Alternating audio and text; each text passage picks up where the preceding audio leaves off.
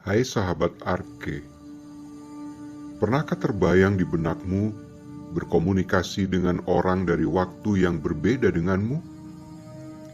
Pengalaman aneh seperti ini dialami oleh Ken Webster, kekasihnya Debbie, dan juga teman mereka, seorang perempuan bernama Nicola Begley. Kisah ini menggabungkan komunikasi antar waktu, poltergeist, dan beragam misteri lainnya. Komunikasi misterius antar waktu itu terjadi dengan menggunakan komputer.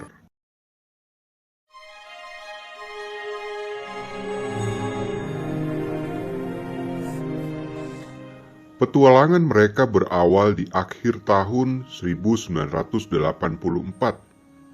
Ken Webster sedang merenovasi sebuah tempat tinggal yang mereka huni. Bangunannya rusak dan berasal dari abad ke-18 di area Meadow Cottage yang terletak di desa Dodlestone di Cheshire sekitar 8 km dari Chester dan berada dekat perbatasan Inggris dan Wales. Di sana Ken tinggal bersama pacarnya yang berusia 19 tahun, Debbie, dan bekerja sebagai guru ekonomi di sekolah setempat sambil iseng bermain musik. Menemani mereka berdua, ada Nicola Begley yang juga berbagi pengalaman misterius itu dengan mereka. Misteri dimulai dengan fenomena poltergeist di dalam pondok mereka. Poltergeist adalah istilah dalam dunia paranormal untuk suatu benda yang melayang dan tidak diketahui kekuatan apa yang membuat benda itu melayang. Sering terjadi, kaleng dan barang-barang lainnya berpindah-pindah tempat dan ditumpuk dalam formasi tertentu. Ada bekas seperti jejak kaki berjari 6 di dinding yang memudar, tapi kemudian muncul lagi pada posisi yang berbeda. Ada bekas kapur, penurunan suhu yang mendadak, dan arus udara yang cukup kuat untuk mengangkat koran ke udara. Perasaan adanya kehadiran sesuatu, dan kemudian suara langkah kaki. Awalnya Webster mencurigai bahwa itu ulah seorang teman yang melakukan prank atau lelucon. Tetapi kecurigaan itu segera teredam karena munculnya peristiwa-peristiwa yang lain yang dramatis selain poltergeist yang terus berlangsung, yang masing-masingnya perlu diselidiki. Nicola Begley, teman mereka yang tinggal juga di pondok itu, tengah mengejar mimpinya sebagai aktris. Nicola berencana menulis sketsa seni pertunjukan supaya dia bisa mendapatkan kartu ekuitas, yaitu kartu keanggotaan pekerja seni pada masa itu. Jadi Webster meminjam komputer BBC Micro Model B dari sekolah tempatnya bekerja.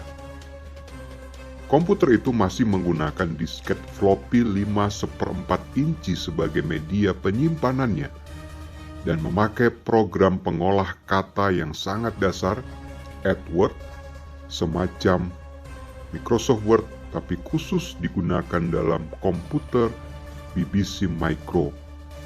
Komputer ini dibiarkan menyala di dapur, dan disinilah bermula komunikasi misterius antar waktu itu. Mereka dikejutkan oleh pesan yang mulai muncul di layar monitor komputer dari seseorang yang menuliskan inisial LW. Orang yang tampaknya menuliskan teks dalam bahasa Inggris kuno yang berasal dari abad ke-16. Katanya, ia pernah tinggal di sebuah rumah di lokasi yang sama dengan pondok tempat Ken Webster dan kawan-kawan tinggal, dan ia ingin tahu mengapa mereka ada di rumah miliknya dan apa itu limboist atau kotak lampu ini. Tentu saja LW belum mengenal komputer di zamannya hidup di abad ke-16 itu, dan ia menjulukinya limboist atau kotak lampu. Tentu saja dalam perasaan keheranan Webster mengetikkan pesan balasan di komputer, dan seterusnya mereka pun saling berbalas teks. Yang membingungkan Ken Webster adalah gaya bahasa, penulisan kata, dan situasi historis yang dikisahkan LW berbeda zaman dengan Webster, sehingga ia sempat menyangka ini semacam hoaks.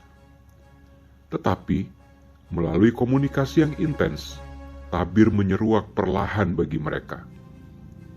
LW akhirnya mengakui bahwa namanya Lucas Weinman, yang hidup pada tahun 1540-an pada masa pemerintahan Henry ke-8.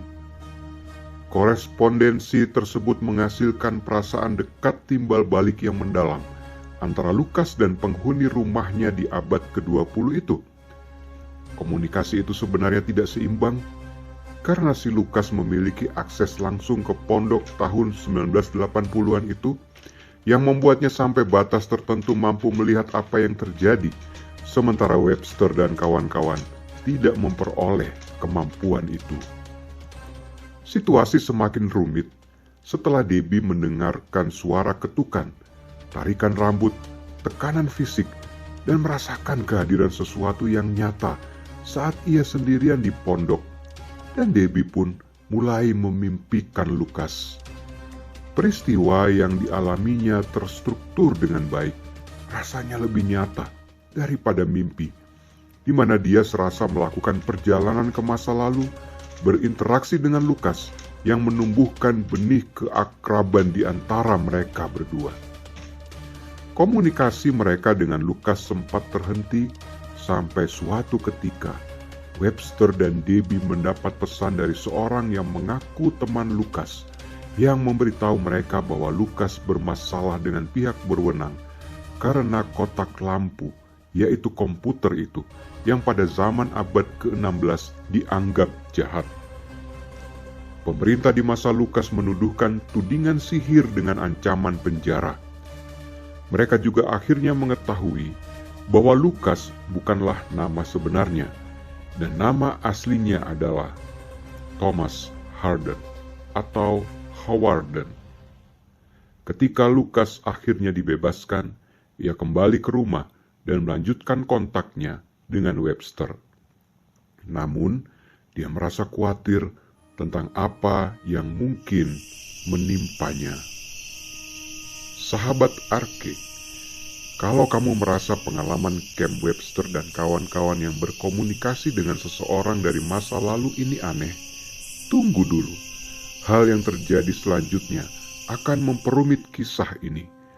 Kisah ini berlanjut dengan munculnya tokoh lain yang berasal dari tahun 2109 yang menghubungi mereka.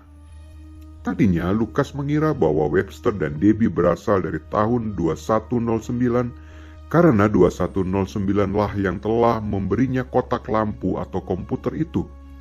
Jadi tentu saja Lukas menganggap Webster dan 2109 adalah teman.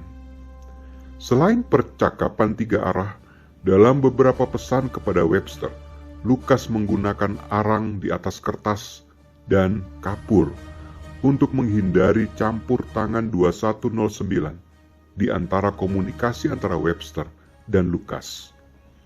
Pesan teks dari 2109 menunjukkan keinginan yang tinggi untuk mencampuri dan mengontrol proses komunikasi Webster dengan Lukas dengan tujuan yang tidak dijelaskan oleh 2109.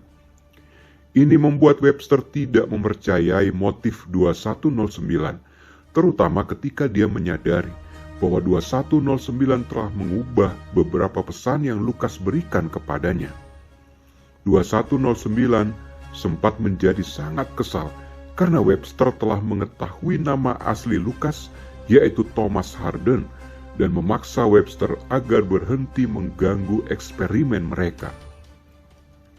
Lukas pernah mengungkapkan pada Webster keinginannya menulis buku tentang peristiwa tersebut dan berharap suatu hari mereka akan bertemu sehingga dia dapat membaca buku Webster dan Webster membaca buku miliknya.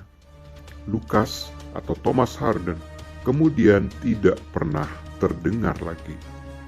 Kisah tentang ini diakhiri dengan beberapa komunikasi terakhir yang samar dari 2109. Ada banyak catatan yang didokumentasikan Webster dan Davy, meskipun tidak menampung keseluruhan komunikasi mereka saat itu. Kira-kira sepertiga dari keseluruhan pengalaman mereka itu diceritakan dalam buku mereka, The Vertical Plane.